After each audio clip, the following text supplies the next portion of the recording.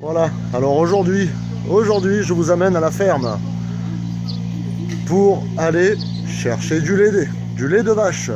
Être mis devant un CDR. Le ministère réfléchit aussi à une prime, 3 000 € par an pour les enseignants en zone d'éducation prioritaire. Promesse de campagne, on rappelle, d'Emmanuel Macron. Le gouvernement délocalisé en Et les vaches, elles ont les informations. Hein. Après les départements du Lot et du Cher... Elles sont à la pointe de l'information. Hein. Alors, on va prendre 20 litres de lait. Eh ben oui, le chat. Ben ouais, tu m'étonnes. Ça sent bon, hein. Voilà. Et avec ça, on va faire des fromages. Allez, à tout de suite dans ma cuisine. Alors voilà, nous voilà dans ma cuisine pour la suite de la préparation des fromages au lait cru de vache. Voilà. J'ai de la chance d'avoir des fermes à côté de moi, que ce soit lait de brebis, lait de vache. Voilà, lait de chèvre, ça sera un peu plus bas dans la région. Mais à côté de chez moi, on a des brebis et des vaches. Donc c'est une grande chance pour moi. Et pour vous faire découvrir comment on prépare des fromages. Alors, il vous faudra du lait chauffé à 35 degrés approximatif avant d'y rajouter la présure.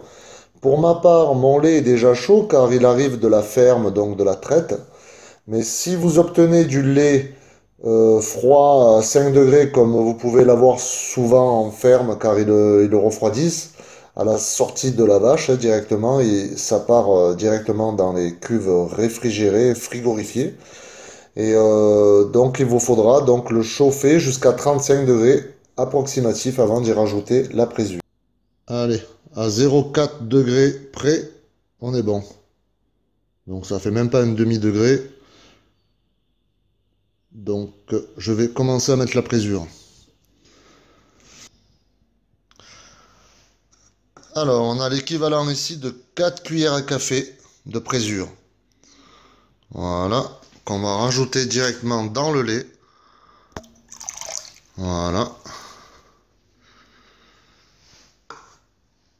On voit que ça a fait déjà une réaction. Mais on va vite mélanger tout ça.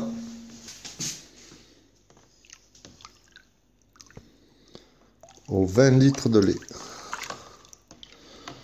Voilà, là j'ai un bon seau de lait à 35 degrés. Voilà, alors après 2 heures, voire 2 bonnes heures, on va dire. Donc là j'ai passé le couteau plusieurs fois pour couper le caillé en tout petits morceaux. Dans la moitié de la profondeur du seau, parce que bon, ma lame, même une fois enfoncée, elle ne va pas jusqu'au bout. Donc, je le fais en 2 parties. Voilà, alors couper en petits morceaux, c'est pour que le caillé puisse bien s'égoutter dans les passoires. Parce qu'il contient beaucoup de liquide, beaucoup de petits laits. Donc pour qu'il s'égoutte plus facilement, on le coupe en vraiment tout petits morceaux. Voilà, de cette façon-là. Ensuite, j'ai un procédé qui consiste à égoutter donc dans un torchon posé dans les passoires, tout simplement. Hein. Avant, j'égoutais directement dans les moules à faisselle, mais j'en perdais beaucoup, je trouve. Donc voilà, là j'ai des moules un peu... J'ai des moules à faisselle un peu différents. On fera des différents fromages.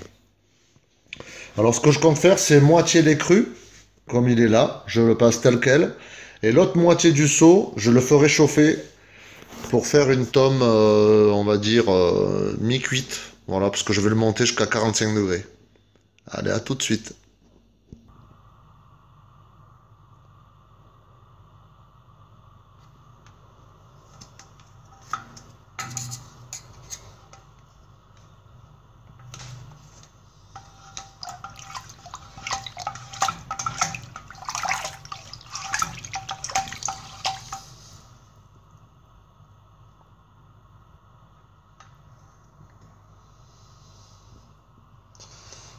Allez, on peut arrêter. Voilà, alors je vous montre hein, à quoi ça peut ressembler.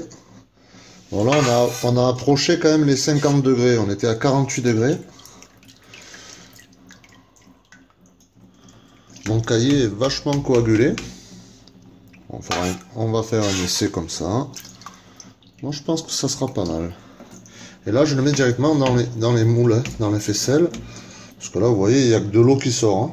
Il n'y a que du petit lait. On ne perd pas de cahier. Comme dans un lait cru. Là, le cahier c'est bien agglutiné. Plus qu'à laisser goûter. Voilà. C'est très consistant comme matière. Par rapport au cahier cru. Qui est beaucoup plus crémeux. Voilà. Mes deux passoires sont vides. Et donc on obtient... Alors je les ai bien remplies parce qu'elles vont encore s'égoutter. Hein. Voilà, donc on obtient 8 fromages et demi. Enfin, 9 fromages, dont un petit. Un moyen, ça fera. Ça, c'est au lait cru. Et là, on a 2 fromages au lait un peu plus chauffé à 45-48 degrés. Voilà, c'est un test. Ça va faire des tomes. Voilà, donc on va laisser goûter ça. Et on va surveiller ça. À partir de demain, je pense qu'on pourra démouler. Donc, au bout de 24 heures, j'ai retourné en fait mes fromages pour qu'ils prennent vraiment la forme du moule de la passoire. Ça leur donne une jolie forme, un joli dessin. Et comme ça, je l'aurai des deux côtés ce dessin. Voilà. Et on les démoulera demain. Voilà. Voilà 24 heures que je les ai retournés dans leur moule. Donc ils ont le dessin des deux côtés. Voilà. Ça c'est pour les laits crus. Alors vous remarquerez, il en manque un. Je l'ai mangé frais. Voilà. Comme une brousse. Sucrée. Avec du sucre, je l'ai mangé. Donc, et là on a les gros là, qui ont été avec le lait qui a chauffé à 45 degrés, 48. Voilà. Alors ils sont pas très réguliers, mais ça va le faire. Ils vont bien prendre la forme de la grille en dessous. Et là maintenant, je vais les saler. Donc, on va les saler dans une face.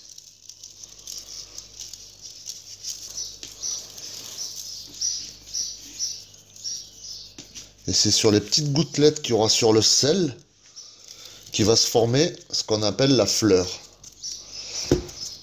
C'est une croûte. Voilà. Là, on voit les cristaux de sel. Demain, il y aura des petites gouttelettes dessus. On va les retourner.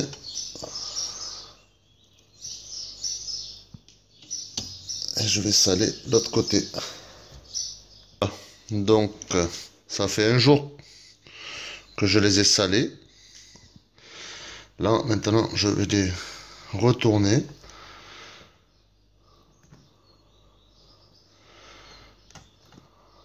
Voilà, ça fait des dessins.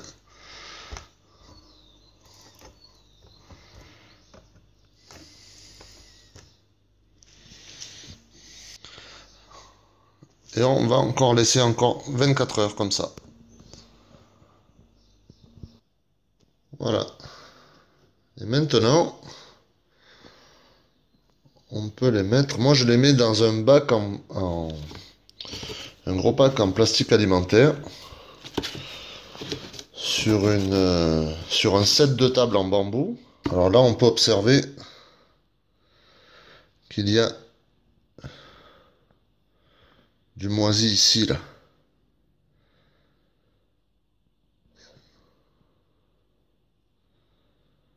Ça va bien que ça arrive à faire la netteté. Voilà, on voit bien les poils du moisi, là, juste là, là.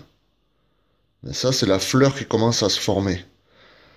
C'est la croûte. Voilà, donc on va les positionner comme ça. Voilà. Alors l'astuce pour pourquoi je les mets dans un bac en plastique. C'est pour pouvoir les rentrer dans le frigo et finir l'affinage dans un endroit bien frais en fait. Parce que j'ai pas de cave. Alors l'idéal, ça serait 12 degrés dans une cave, hein, l'idéal.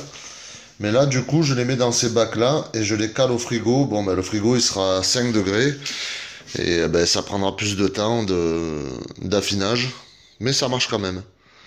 Voilà. Donc là, je les mets et tous les 2 jours, je les retourne. Voilà. Après 16 jours d'affinage.